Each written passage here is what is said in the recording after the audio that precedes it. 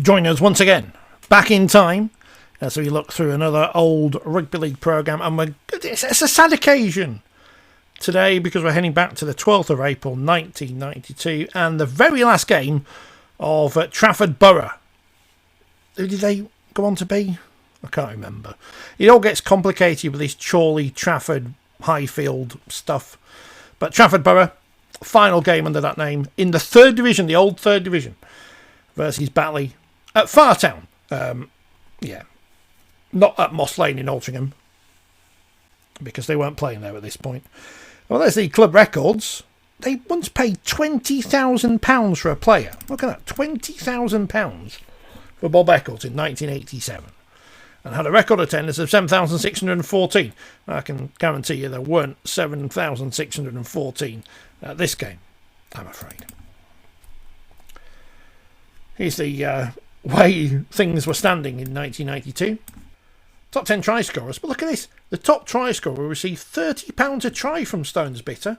What's 31 times 30? You do the maths at home. Top goal kickers. £10 a goal. Only if you're Frano Botti, you're thinking, I'm playing for Wigan. This is nailed on. £10 a goal. 116 goals. But here comes Steve Carroll of Bramley with 131. Bad luck, Frano. Bad luck. And there's the top point scorers overall. They don't get another prize. They don't get it doubled up. Here's today's fixtures. So it's been a championship. It even tells you the referees. I'm looking at it. Fev Leeds, 3:30. It's after the pits close. Halifax Cass, 6:15. Will that have been on Sky? Hull Widnes, 3:15. Salford Hull KR, 3 o'clock. Wakefield Swinton, 3:30 again after the pits close. You don't get those weird kick-off. Well, you do get those weird kick-off times. Second division, Carlisle Rochdale, Rydell York Oldham, Sheffield Eagles London Crusaders, Workington Lee, and in the third division, Barrow Keighley, Dewsbury Huddersfield, Doncaster Hunslet, Scarborough Highfield. We're coming towards the end of Scarborough as well, aren't we, of course? Trafford Batley and Whitehaven Nottingham. In fact, if this is Trafford's last game, that must be Scarborough's last game, mustn't it? But I think they disappeared after the end of the season rather than during it. Here's some pictures, well, pen pictures, of the Batley squad, which includes someone I used to work with, Neil Kellett. I used to work with him at a bed factory in Batley. Scored over 20 tries for the Lions side last season. It's good stuff, isn't it? And of course, David Ward, the coach there. Gary Thornton, gone on to a long career in coaching. Glenn Tomlinson, Batley legend, got a stand named after him and everything. And Jeff Gratian coming towards the end of his long and illustrious career as well. So some young and not so young names in the Batley squad. Here's the two-team lineups for the match. Of course, being played at Fartown, where Trafford ended their life, if you will.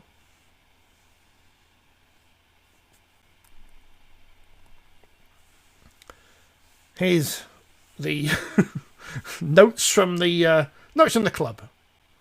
I mean, you think these might be bitter, might you, it being the last game, but not really. I see the old chestnut of players' contract payments has reared its head again, with both Eric Ashton of St Helens and Jim Mills of Widnes both expressing discontent at the level of contract monies being paid to players. Jim might watch this and ask him what he thinks now. When will we all learn? Mike Marsland called a meeting in November 1990 with the 19 clubs present unanimously agreed we were pursuing a suicidal course with committing ourselves to contracts we simply could not afford. Well, it's good to know that 30 years on, clubs are much better than that these days. Clubs cannot afford to have players sat in the stand through injury and non-selection and still be paying contract money whether or not they play. It is the lower division clubs who have taken the initiative by operating a pay-as-you-play system, which surely makes sense. I am convinced that during the close season, clubs will release players in huge numbers with a domino effect, but players' demands will be ignored and a viable rate for the job will be offered. Let's hope that common sense all round prevails. It's strange, isn't it? Because we're talking about a different era when, of course, most players weren't full-time professionals. We hope that conditions today are better than those experienced last Tuesday against Nottingham, which we narrowly won 15-8. I felt Nottingham were unlucky not to register their first win, and we'll have to follow the game plan today if we wish to compete with Batley. We now look forward to our return to Blackpool next season. That's where they ended up.